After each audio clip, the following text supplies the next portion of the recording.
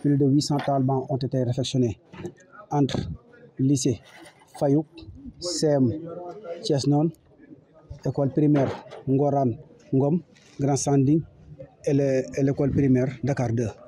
Toujours dans la dynamique de ces activités phares qui ne servent qu'à accompagner l'école sénégalaise. L'école sénégalaise, comme vous l'avez constaté vous-même, l'école a plusieurs difficultés. Les difficultés sont là énormes. Donc, si l'association avait un peu de moyens, beaucoup de difficultés, on aurait pu y avoir des solutions pour qu'il y ait une meilleure éducation. Vous l'avez dit souvent, j'ai fait beaucoup de devis en ce qui concerne les secondaires et les lycées. Mais à chaque fois, ils disent que c'est cher, c'est cher. Bon, ce que j'ai dit sur ça, nous, on ne nous paye pas. Les matériels sont là. Ce que j'ai vu, je l'écris sur papier. C'est à vous de voir. Si vous avez les moyens, allez l'acheter vous-même. Quand le matériel est disponible, là, on est obligé de venir faire le travail.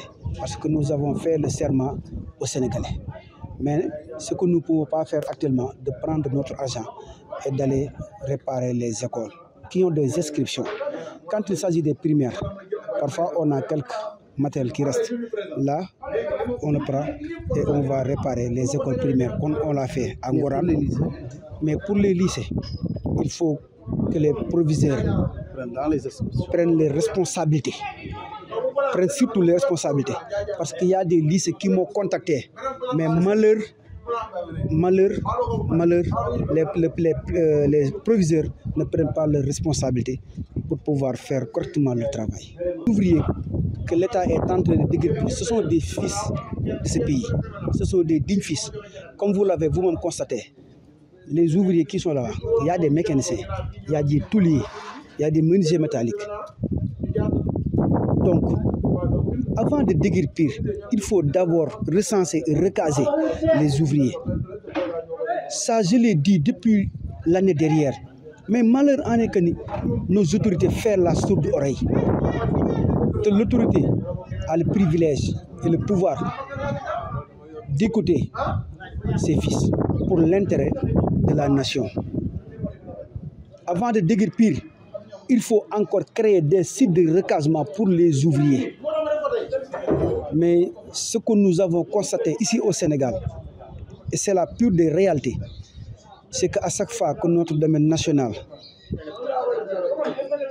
on crée encore, à chaque fois, des sites pour les autorités, des sites pour ceux qui sont au niveau de l'État, mais jamais des sites de recasement pour les ouvriers. Et ça, c'est déplorable, et ça, c'est une honte. C'est une honte, c'est une honte. Vraiment, j'ai mal au cœur.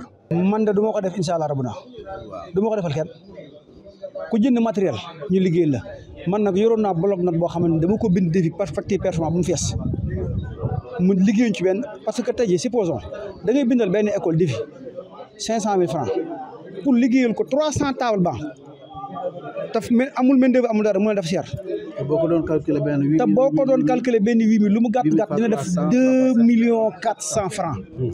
ñu ne la matériel bii la ñu gis yow yaay xool fi sa doole toll nga ni fii la sama doole toll lii laa mën a liggéeylu ñun forcé wuñu kenn. nga dem jëndal ko sa bopp demal nga jëndal sa bopp nga ñëw ñu liggéey la wax yow yaay xool fi sa doole toll waaw loolu xanaa yomb na loolu xanaa yomb na mais da ngay dem ba ci biir doo comprendre mais ñun dal en tout cas fi suñu doole toll loolu la ñuy liggéey ku jënd matériel ñu liggéey la comme ni ko lycée Faye bii defee keroog bi ñu le proviseur contacté ñoo ngi koy sant baax di ko gërëm bi ñu paree dafa ni kat yëkkati ni dem leen ngeen jënd matériel bi ñu jënd matériel bi tey jii ñu liggéeyal ko lu kawe njortam parce que objectif bi ñu atteindre woon ci lycée bi mi ngi nekkoon suma juumul plus de 250 300 talibans mais ñun bi ñu ñëwee matériel bu disponible rek bolon yi des na bagage yaa ngi fi dañuy seere lépp lu ñu gis ruq-ruqaan ñëpp ñu génne ko lépp lu fiy dénk ñu liggéey ko parce que ñun loolu la ñu xam xamuñu tricher liggéey yi amul tricher ñàkk jariñu la.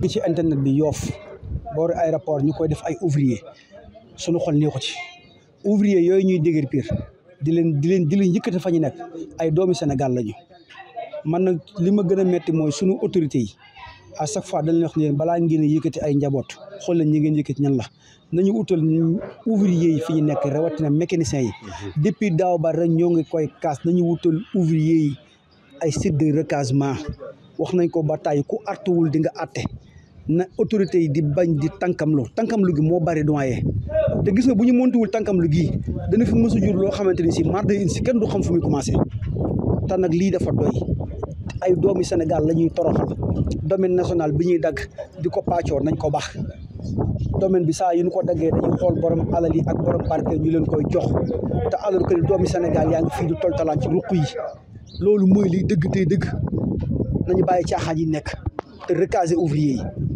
loolu daal la am ci lu may wax.